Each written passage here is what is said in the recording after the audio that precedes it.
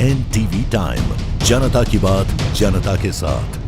Crime branch ATS ने बच्चे को तब पकड़ा जब वो इसे खरीदने के बाद अहमदाबाद हवाई अड्डे की ओर जा रहा था। अंतर्राज्यीय बाल तस्करी रैकेट का भंडाफोड़। अहमदाबाद क्राइम ब्रांच और एटीएस के संयुक्त अभियान ने एक अंतर्राज्यीय बाल तस्करी रैकेट का पर्दाफाश किया, जिसमें हिम्मतनगर से हैदराबाद ले जाए जा रहे एक बच्चे का मामला शामिल है।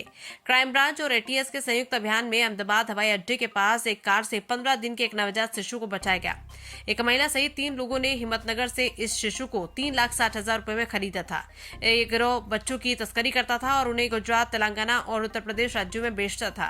पुलिस ने अब 3 आरोपियों को गिरफ्तार कर लिया है और आगे की जांच जारी है। अहमदाबाद क्राइम ब्रांच और गुजराती एटीएस को संयुक्त रूप से एक सूचना मिली, जिसके आधार पर पुलिस ने अहमदाबाद हवाई अड्डे के कोटारपुर के पास हिम्मतनगर से आ रहे एक वाहन को रोककर जांच की। इस दौरान एसीपी भरत पटेल ने बताया कि बच्चा सिर्फ 15 दिन का है। बच्चे की मां और आरोपियों को बच्चा सौंपने वाले दलाल की पहचान के लिए जांच जारी है।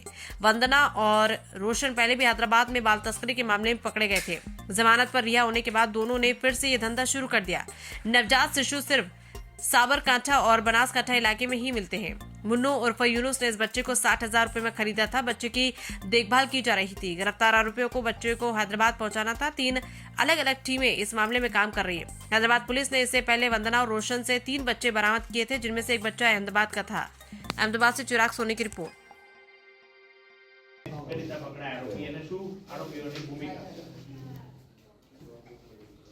ગઈકાલે anti terrorist squad Ahmedabad Gujarat રાજ્યને એક બાતમી મળેલી કે એક બાળ તસ્કરી કરતી ટોળકી એક બાળકને મેળવી અને પછી અમદાવાદ તરફ આવી રહેલા છે અને એ લોકો આ બાળકને હૈદરાબાદ ખાતે આપનાર છે। આ જે મળેલ બાતમી જે છે એ અમદાવાદ ક્રાઇમ બ્રાન્ચને આપવામાં આવેલી અને આ બાતમી અનુસંધાને અમદાવાદ ક્રાઇમ બ્રાન્ચની ટીમ દ્વારા સર્વેલન્સ ગોઠવવામાં આવેલું અને એ સર્વેલન્સ દરમિયાન જે વિગત મળેલી હતી આ જે બનાવ સંબંધે એ અંગે એક અર્ટિગા કારમાંથી 3 આરોપી અને એક 15 દિવસના બાળકનું એને બચાવવામાં આવેલા છે। આ જે આખી ઘટના જે છે એ પ્રકારે આ જે 3 આરોપી પકડાયેલા છે, રોશન ઉર્ફે સજ્જન મહાવીર પ્રસાદ અગ્રવાલ જે 42 વર્ષના છે અને મૂળ હૈદરાબાદના રહેવાસી છે અને હૈદરાબાદ ખાતે રહે છે અને મૂળ રાજસ્થાનના છે। બીજા આરોપી જે છે મહિલા આરોપી એ વંદના જીગર અશોક પંચાલ એ વઢૌ ખાતે રહે છે અમદાવાદ શહેરમાં અને મૂળ ઉત્તર પ્રદેશ અયોધ્યાના છે અને ત્રીજો આરોપી જે સુમિત યાદવ જે વડપા અમદાવાદ શહેર ખાતે રહે છે અને મૂળ એ લોહરા મઉ જિલ્લો સુલતાનપુર ઉત્તર પ્રદેશના છે। આ જે 3 આરોપી પકડાયેલા છે એ 3 આરોપીઓએ એક યુનુસ નામની વ્યક્તિ જે છે જે ઈડર દાંતા રોડ જે છે ઈડરથી બનાસકાંઠાની જે બોર્ડર છે આપણે સાબરકાંઠાની ત્યાં એ રોડ ઉપરથી એ લોકોએ આ બાળકને યુનુસ પાસેથી મેળવેલું અને આ બાળક એ લોકો હૈદરાબાદ જઈને આપવાના હતા। આ જે માહિતી આધારે આ લોકોને ધરપકડ કરવામાં આવેલી છે, એમના વિરુદ્ધ ગુનો નોંધવામાં આવેલો છે અને આગળની આ જે આખી ટોળકી જે છે બાળ તસ્કરીનું જે કામ કરે છે એમાં આના અલગ અલગ પાસા જે છે કે આ બાળકને જન્મ આપનાર માતા, આ બાળકને આરોપીઓ સુધી પહોંચાડવા માટેની વચ્ચેની કડી એ વગેરે ઘણી બધી બાબતોની તપાસ હાથ ધરાઈ રહેલી છે।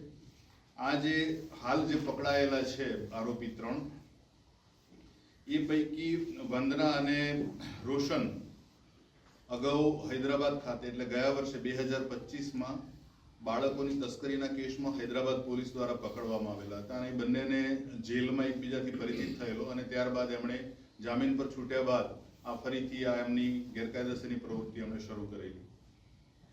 આ જ પ્રકારનો ગુનો 2023માં પણ એક અમદાવાદ શહેર ક્રાઇમ બ્રાન્ચ દ્વારા ઉકેલવામાં આવેલો હતો અને એ પણ આ જ પ્રકારની એમોથી હતો। એટલે હાલમાં આ ગુનો અને એ અગાઉ પકડાયેલા આરોપીઓ વચ્ચે કોઈ કડી છે કે કેમ અને જે મોટાભાગે બાળકો જે નવજાત બાળકો આવે છે એ સાબરકાંઠાના જે પછાત વિસ્તાર જે છે અને બનાસકાંઠાનો જે એ વિસ્તારમાંથી જ આ બાળકો મેળવવામાં આવે છે એ દિશામાં હાલ આ તપાસ ચાલી રહેલી છે।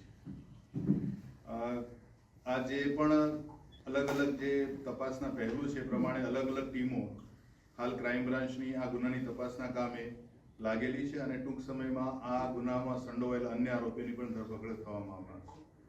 સર, ખાસ કરીને આ આરોપીઓ હૈદરાબાદમાં કોને આપવાના હતા, કેટલા રૂપિયામાં આપવાના હતા? આ અલગ અલગ તબક્કામાં બધાની ભૂમિકા છે. જેમ કે યુનુસ જે છે એની ભૂમિકા એવી છે કે જે પણ દંપતી છે પોતાનું બાળક આ લોકોને આપે છે. આ બાળક 60,000 રૂપિયામાં ખરીદવામાં આવ્યું હતું અને 15 દિવસ પહેલા જ એનો જન્મ થયેલો હતો. અને આ લોકો બાળકને સાચવવા માટેની પણ થોડીક માહિતી ધરાવે છે. એટલે બાળકને એનું જે મિલ્ક પાવડરનું દૂધ છે એ પણ આપવામાં આવે છે. અને આ જે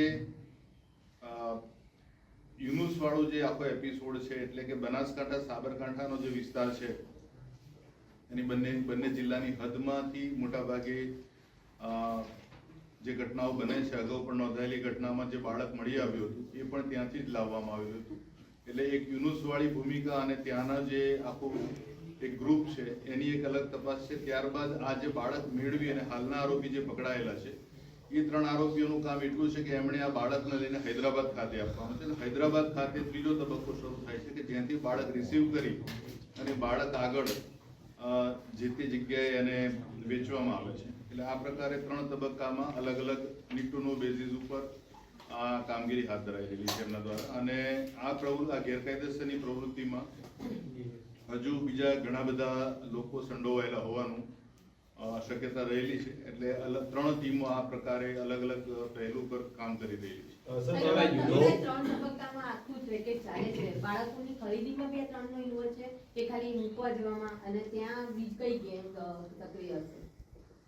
મેં જે હાલ હમણાં કીધું એ પ્રકારે જ કે જે સાબરકાંઠા અને બનાસકાંઠાની જે હદ છે એ વિસ્તારોમાંથી બાળક મેળવવાનું કામ યુનુસ કરી રહેલો છે.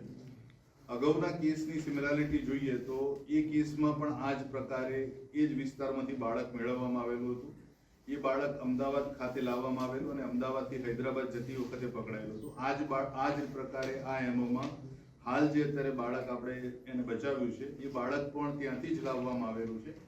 અને જે આરોપીઓ જે છે એ અમદાવાદથી અર્ટિગા કાર ભાડે કરી અને ત્યાં ગયેલા. ત્યાંથી પરત આવતી વખતે બાતમી આધારે જે આપણને માહિતી મળી હતી એ માહિતી આધારે એમને અમદાવાદની હદમાંથી પકડવામાં આવેલા છે. આ જે અહીંયાથી લઈને જશે બાળકને એ લોકો હૈદરાબાદ જઈને ત્યાંના એમના સંપર્કના આપી દેશે. પછી બાળક આગળ ક્યાં જતું હોય છે એ આ